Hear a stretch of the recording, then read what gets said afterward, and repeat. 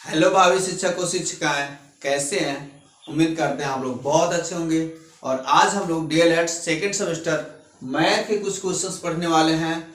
और ये second semester की आगामी परीक्षा में एकदम आने की संभावना है, एकदम आ सकते हैं। और इस तरह से ये क्वेश्चंस आप पढ़ेंगे कि एकदम आपको क्लियर हो जाएगा। और ये क्वेश्चन नहीं तो इससे संबंधित क्वेश्चन भी आप लगा सकते हैं, एकदम क्लियर होगा। तो चलते हैं पहले क्वेश्चन में। पहला क्वेश्चन क्या कह रहा कड़ी में 121 प्लस कड़ी में 64 माइनस कड़ी में 0.04 प्लस कड़ी में 0.16 का मान ज्ञात कीजिए। कह रहा का मान ज्ञात कीजिए। ठीक है, इसका मान ज्ञात करना है। तो फिर क्या करेंगे आप, इसके लिए आपको क्या करना होगा, पहले क्वेश्चन सीधे सीधे हम क्वेश्चन को उतार लेते हैं। कह रहा under root 121 plus under root 64 मतलब 64 माइनस अंडर रूट कितना दिया हुआ है 0.04 और माइनस 0.04 हो गया प्लस कड़ी में 0.16 इतना दिया हुआ है। बहुत आसान, एकदम क्लियर तरीके से हम लोग लगा ले जाएंगे इसे। कड़ी में 121 का वर्गमूल क्या होता है, 121 का वर्गमूल 11 होता है, आपको पता होगा। 8 का वर्गमूल क्या होता है, 8 का वर्गमूल तो 64 का वर्गमूल तो 8 हो जाता है। माइनस 0.04 का वर्गमूल क्या होगा, तो 0.04 का वर्गमूल जानते हैं 0.2 होगा। क्यों 0.2 होगा, इसका मतलब ये है कि जैसे किसी भी चीज का वर्गमूल वो राशि होती है उस जो जिसका मतलब जिस राशि का उसी में गुणा करवाने पर वो वैल्यू वाली राशि प्राप्त हो जाए। जैसे 121 है, 121 का वर्गमूल 11 मैंने क्यों बताया, क्योंकि 11 में 11 का गुणा करवाएंगे तो 121 आएगा। 64 का वर्गमूल 8 क्यों बोला, 8 इसलिए बोला क्योंकि 8 में 8 से गुणा करवाएंगे तो यही आएगा। तो 0.04 का वर्गमूल मैंने 0.2 क्यों बोला, क्योंकि इसमें 0.2 में 0.2 का गुणा करवाएंगे तो ये आ जाएगा। और इसी तरह से इसका करवाएंगे तो 0. क्या हो जाएगा 0.4, 0.16 का वर्गमूल 0.4 बनेगा। तो इस तरह से ये बनेगा आपका, ये बन जाएगा। और बताइए क्या होगा, 11 और 8 19 माइनस 19 माइनस 0.2 और प्लस 0.4। तो जानते ही होंगे हम लोग पहले प्लस का काम करते हैं, प्लस वाले वैल्यूज को हल करते हैं, फिर माइनस वाले वैल्यूज को। मतलब 19 और इससे हमें प्लस प्लस में है इन्हें जोड़ लेना चाहिए। 19 में 0.4 जोड़ेंगे तो 19.4 बन जाएगा माइनस 0.2 ये बनेगा। अब 19.4 में से 0.2 को माइनस करना है तो सिंपल एकदम दशमलव स्थान पे दशमलव को 0. ये 4 में से 2 को घटाएंगे तो 2 बचेगा, दशमलव लगा दिया और 19 आ गया, 19.2। तो ये आपका आंसर होगा। तो पहला क्वेश्चन कंप्लीट, एकदम इजी वे हो गया। दूसरा क्वेश्चन क्या कह रहा आपका, क्वेश्चन नंबर 2 क्या कह रहा, क्वेश्चन नंबर 2 देखिए, इससे सॉल्व करने चलते हैं हम लोग। एक काम 30 मजदूर 16 दिन में करते हैं, अच्छी बात है। तो 12 मजदूर इस काम को कितने दिन में करेंगे, 12 मजदूर इस काम को कितने दिन में करेंगे, ऐसा करना है। तो सिंपल 12 मजदूर इस काम को कितने दिन में करेंगे। तो इसके लिए क्या कह रहा, इसके लिए क्या करना होगा हमें, सिंपल सी बात है। इसके लिए मजदूर कितने लगे हैं, आदमी कितने लगे हैं, मजदूरों को हम लेबर एल मान लेते हैं। लेबर कितने 30 और डेज कितना लग रहा, डे कितना लग रहा 16, अच्छी बात है। फिर सेकंड कंडीशन में क्या कह रहा, लेबर दूसरी स्थिति में लेबर 12 आ रहे हैं और कितने डेज की जरूरत पड़ रही है, डी का मान कितना बता रहा, कितने दिन करेंगे, यही तो पूछ रहा, यही तो मान पूछ रहा, अच्छी बात है। तो आप जानते होंगे हम फार्मूला होता है, क्या फार्मूला होता है, ये फार्मूला होता है हम जानते हैं ये L1, इसे L1 D1 मान लीजिए, इसे L2 और D2 मान लीजिए, अच्छा रहेगा। तो हम जानते हैं L1 into D1 W2 work number 2 equal to L2 D2 into work number 1, ऐसा फार्मूला होता है, ये फार्मूला होता है। लेकिन इस फार्मूले में हम लगाना रहता है कि पहले लेबर, पहली स्थिति में कितने लेबर, पहली स्थिति में कितने दिन, पहले में कितना काम, ये पहला वाला काम, ये दूसरा वाला काम है दूसरी कंडीशन में। वैसे तो यहाँ पे कह रहा कि इसी काम को कितने दिन में करेंगे, मतलब काम तो दोनों में समान है, इसलिए W1 W2 को सीधा सीधा कट कर देना होगा, इसकी जरूरत नहीं होगी। L1 का वैल्यू कितना बता रहा 30 और D1 का वैल्यू कितना बता रहा 16, ऐसा हो जाएगा। और बराबर L2 का वैल्यू 12 है और D2 का वैल्यू कितना है, यही ज्ञात करना है। चलिए कोई बात नहीं।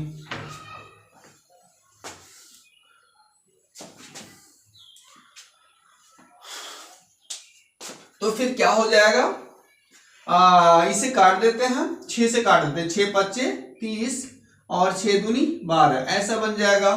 और फिर 2 से कट कर देते हैं, 2 बटे 16, अब 5 बटे कितना हो गया 40, 40 बराबर हो गया D2, 40 बराबर हो गया D2। तो मतलब क्या कह रहा, इसी स्थिति में D2 L2 की स्थिति में मतलब 12 मजदूर उस काम को कितने दिन में करके करेंगे 40 दिन में। अतः कह देंगे, अतः 12 मजदूर 40 दिन में काम करेंगे, 12 मजदूर 40 दिन में करेंगे, ऐसा कह देंगे, बस ये आंसर हो जाएगा। तो ये दूसरा क्वेश्चन अपना डन, दूसरा अपना कंप्लीट हो गया। अगले क्वेश्चन में चलते हैं।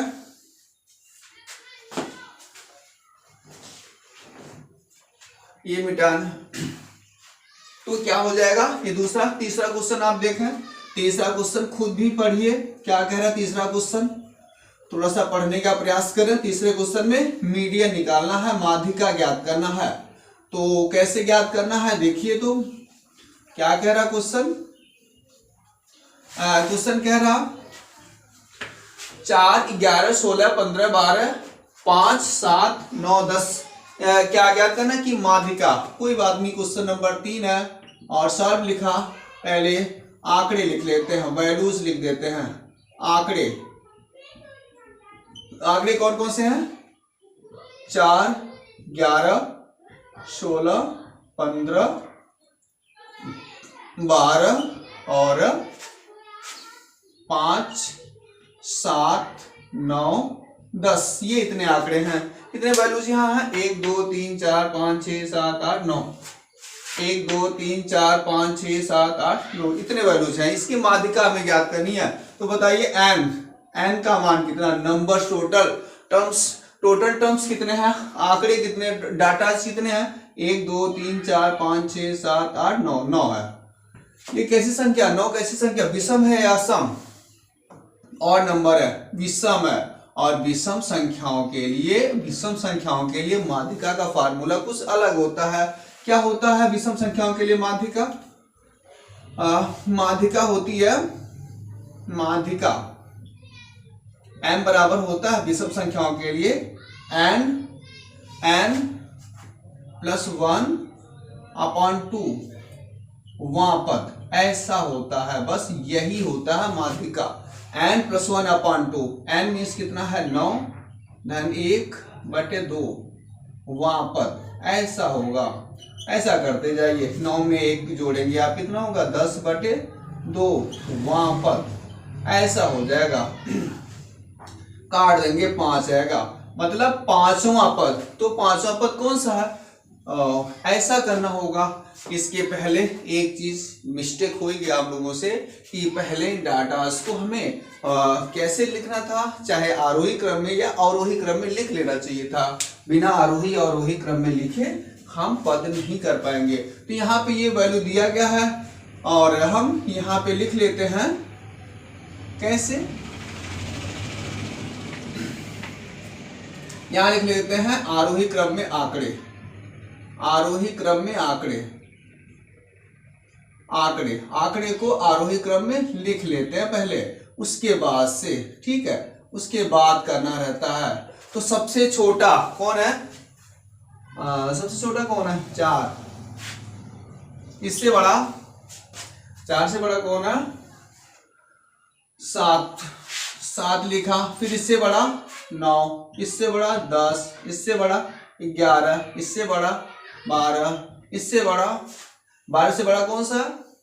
12 के बाद से पड़ जाएगा अपना 15, और इसके बाद से 16, इसके बाद से 15, 16 यही पड़ेगा। अब काउंट कर लेते हैं सारी संख्याओं को। 1 2 3 4 5 6 7 8 9, यहाँ भी 1 2 3 4 5 6 7 8, एक छूट रहा, कौन सा छूट रहा? ये 5 नहीं लिखा गया है, यहाँ 5 भी है। 4 के बाद 5 आएगा, उसके बाद से 7 आएगा, फिर 9 आएगा। अब संख्या पूरी है, 9 हो गई। 1 2 3 4 5 6 7 8 9, 9 हो गया। अब बताइए पांचवा पद, तो स्टार्ट से पांचवा पद बताइए, पहला, दूसरा, तीसरा, चौथा, पांचवा, यही होगा इसका माध्यिका, यही होगा माध्यिका 10, यही माध्यिका बन जाएगा और पहला आंसर कंप्लीट। तो ऐसे ही हमें करना रहता। अगला क्वेश्चन क्या कह रहा, अगला क्वेश्चन देख लेते हैं। क्वेश्चन नंबर अगला क्या कह रहा? क्वेश्चन नंबर 4 देखिए, थोड़ा सा कठिन है और अच्छा भी है। तो क्वेश्चन नंबर 4 को देख लेते हैं सीधा सीधा। क्या कह रहा? क्वेश्चन नंबर 4 कह रहा x माइनस 1/x बराबर कितना बता रहा? 3/2, ऐसा बता रहा है, ये बता रहा। तो x² प्लस 1/x² का मान ज्ञात करना है। x² प्लस 1/x² का मान ज्ञात करना है। कोई बात नहीं है, ये काम करते हैं, वर्क करवा लेते हैं। यहाँ इसका वर्क करवा लेंगे, अभी ये वैल्यू खुद ब खुद आ जाएगी। तो कह देते हैं दोनों पक्षों का वर्क करने पर, दोनों पक्षों का वर्ग करने पर तो क्या होगा भाई? वर्क करेंगे, आप वर्क करेंगे तो क्या होगा? डायरेक्ट फार्मूला लगा लेते हैं। ये x माइनस 1/x का होल वर्ग लगा दिया और 3/2 का होल वर्ग कर दिया। इसके बाद से होल वर्ग का फार्मूला लगाएंगे। क्या होगा? आप जानते हैं फार्मूला a माइनस बी के होल वर्ग जैसा है, a माइनस बी के होल वर्ग जैसा है, तो होता है a वर्ग। a वर्ग मीन्स पहला वाला, ये a होता है, ये b होता। a वर्ग मीन्स पहला वाला वर्ग, पहला वाला मीन्स ये a वर्ग मीन्स x² प्लस b वर्ग मीन्स दूसरे वाले राशि का वर्ग, 1/x का वर्ग। तो 1/x का वर्ग 1/x² ही होगा, क्योंकि 1 का वर्ग मीन्स नथिंग, एक ही रह जाएगा, minus 2ab, a means x, b means 1/x, ऐसा होगा। और बराबर ये वर्ग करना था, 4 की घात नहीं करनी, तो 3 का वर्ग हो जाएगा 9 और 2 का वर्ग हो जाएगा 4। ये x से x गया, कट गया। अब क्या बचा आपका? बचा x² प्लस 1/x² माइनस 2 बराबर अपना हो गया 9/4, ऐसा हो गया। देखिए यही ज्ञात करना, x² प्लस 1/x² ज्ञात करना। इस 2 को उधर करते हैं, x² लिखा और प्लस क्या बन जाएगा? x² प्लस 1/x² लिख दिया बराबर 9/4 है, ये 9/4 है, माइनस 2 इधर जाएगा, प्लस 2 बनेगा। अब बताइए 9 हो गया धन 4 दूनी 8 हो जाएगा /4, ऐसा बनेगा। 4 का इसमें मल्टीप्लाई करवा देंगे, ये बटे में है, ये बटे में नहीं है, इसका इसमें गुणा हो जाएगा, 4 दूनी 8 हो जाएगा, ये 9 हो गया। तो बताइए x² प्लस 1/x² बराबर क्या हुआ? 9 8 17 और /4। तो इस तरह से दूसरा क्वेश्चन क्लियर हो गया, इसका ये आंसर आ जाएगा। उम्मीद करते हैं आज का वीडियो एकदम आपको बहुत अच्छा लगा होगा। तो प्लीज़ चैनल को सब्सक्राइब करें। वीडियो कैसा लगा आज के लिए एक कमेंट भी करें, और वीडियो अच्छा लगता है तो लाइक भी करें। जय हिंद।